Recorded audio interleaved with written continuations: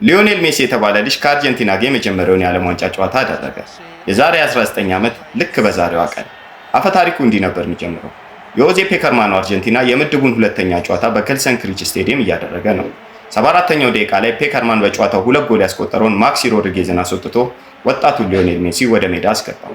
ዲዬጎ አርማንዶ ማራዶና አልጋ ወራሹን ሜዳ ላይ ሲመለከት በደስታ እየጨፈረ ነበር። በሜዳው ላይ ያሉ ደጋፊዎች ትንቢት አዘል የድጋፍ ዝማሬና የእሱን ምስል ያለበትን ጨርቅ እያውለበለቡም ነበር። እሱም አላሳፈራቸውም። 78ኛው ደቂቃ ላይ እሱ አሲስት ያደረገው ኳስ የሰርቢያን መረብ ነካ። አሁንም የመጀመሪያው ጨዋታ በአሪፉ እየሄደለት ነው።